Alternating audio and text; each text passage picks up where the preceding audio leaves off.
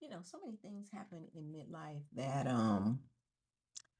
it's like, and these shifts have, you're used to living in a body that behaved one way, and now it's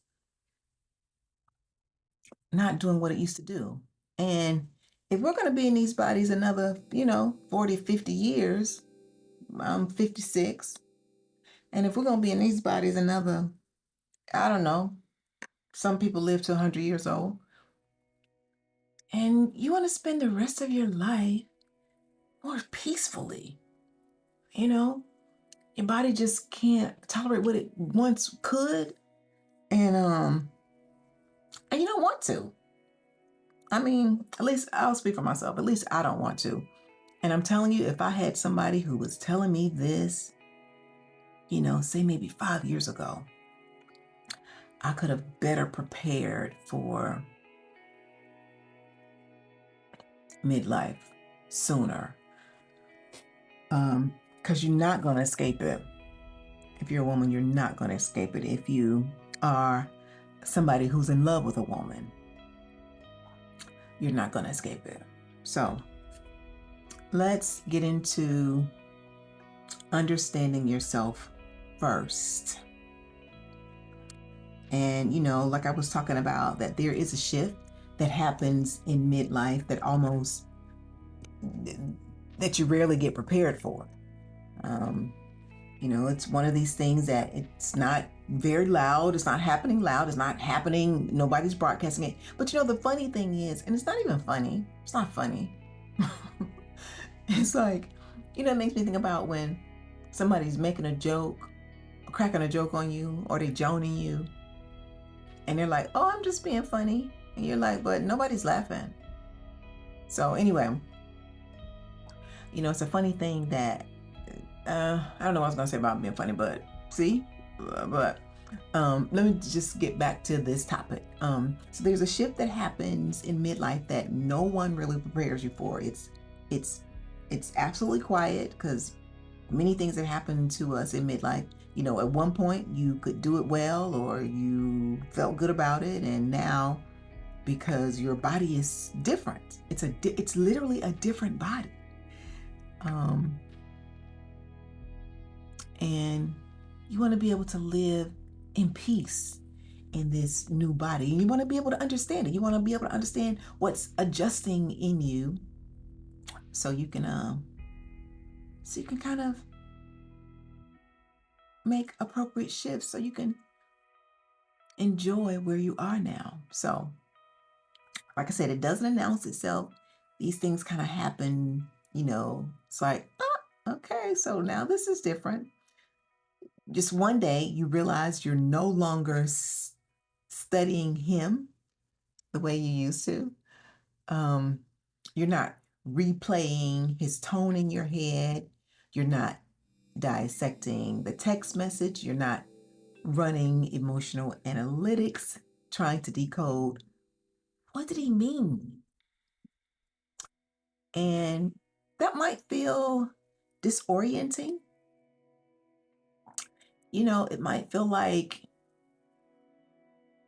I don't know, it just might feel like this feels new. Because for a long time, understanding him felt like the work that you were to be doing. It felt responsible. It felt emotionally intelligent. It felt like love. If I can just interpret this correctly, if I can just find the right angle, if I can just understand him better, then we'll be okay. But then something shifts. His moods, his distance, his silence, his reactions, they stop feeling like puzzles to solve and start feeling like information about him. Not about you, about him. And I'd say that's a grown place to stand, a mature place to stand. Because in the past, when he withdrew, your mind would go straight to self-interrogation. Did I miss something? Did I misunderstand him? Is he feeling unseen? Did I respond wrong? Your awareness about the relationship circled him. Your emotional energy tracked him. But now when he withdraws, you notice something different. You're not rushing to decode. You don't even really panic. You don't try to repair what hasn't been clearly named by him. You think quietly, that's his pattern. That's how he handles himself. And then something even more radical happens. You turn your attention back to yourself. Internally, you think, how am I feeling? Is this situation right for me? Is this how I want to live? And this is the calibration, because the goal was never to center him, even in a relationship, especially in a relationship. There's a difference between loving someone and orbiting someone. Earlier in life, we often confuse those things. We call hyper awareness, emotional intelligence. We call self-abandonment patience. We call over-analysis communication work. But midlife, it doesn't have the same tolerance for that. Your nervous system gets tired and your body gets clearer. You start noticing that when your awareness is constantly scanning him, you disappear just a little bit. But now disappearing no longer feels like it's okay. It starts to feel like it's expensive. There's something stabilizing about realizing his behavior is not a riddle about your own worth. It's a reflection of his capacity. And capacity is not something you negotiate. It's something you observe. That shift moves the question from, have I understood him correctly, to do I like how I feel here? The question changes everything, because now the goal is not to get closer to his interior. The goal is to stay connected to your own. And this is where some women get uncomfortable, because we were trained to believe relationships require centering the other person. Attune yourself to them. Accommodate. Interpret. And yes, attunement matters, but attunement without self-reference becomes imbalance. You start living in reaction instead of choice. So when your awareness begins returning to you, when you stop mentally tracking his every shift, it can feel like you're pulling away. But sometimes you're not pulling away. You're coming home to yourself. There's maturity in saying, I see that this is how you respond, and I see that I don't want to build my emotional stability around that. You're not being dramatic. You're not being angry. You're just being clear. And clarity happens like this.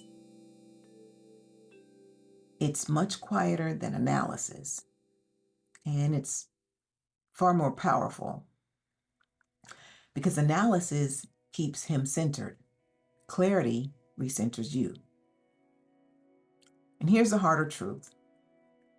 Sometimes we overanalyze because it gives us a sense of control. If I can understand him enough, I can predict him. If I can predict him, I can protect myself. But prediction is not the same as safety. Safety comes from knowing what you will do. And that's the shift. Not understanding him, understanding yourself. What will I tolerate?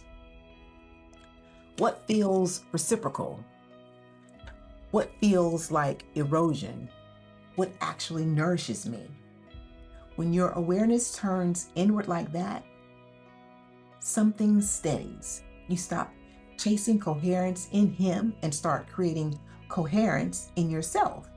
And ironically, that's often when the relationship either strengthens or reveals itself, because when you stop orbiting him, he either meets you at center or he keeps orbiting himself. And neither outcome requires you to shrink. This isn't indifference, it's proportion. It's realizing that the goal of partnership is not to become an expert in him, it's to remain sovereign inside yourself while loving him. Midlife doesn't want you decoding, it wants you discerning. Decoding asks, what does he mean? Discerning asks, what does this mean for me? That question, what does this mean for me, brings you back to yourself. And when you come back to yourself enough times, you stop needing to understand every response because you understand your threshold. You understand your needs. You understand your peace. And peace at this age is not negotiable. So if you're noticing that you're analyzing less and observing more, if his behavior feels more like data than drama, if you're less invested in explaining him and more invested in staying steady inside yourself, that's not detachment, that's maturity. That's calibration. And in this space here, we don't center him to prove love. We center ourselves to protect, because the goal was never to lose yourself in understanding him. The goal was always to understand yourself well enough to choose wisely, to choose what's good for you. If this resonated, don't rush to decide anything. Just notice where your awareness is. Notice what you're paying attention to now. Notice who you've been centering and gently bring that home. I'm Minty Ray. This is our space called the Inner Room. It's here for us to pass through when you want to observe, name things, feel more comfortable in your body, because it won't tolerate discomfort the way that it used to. This is called the Inner Room, and we'll keep naming shifts because that's what we do. We'll do it quietly. We'll do it for our benefit, and we'll do it together. All right. Take care of yourself. No, really, take care of yourself. And I will see you in the next one.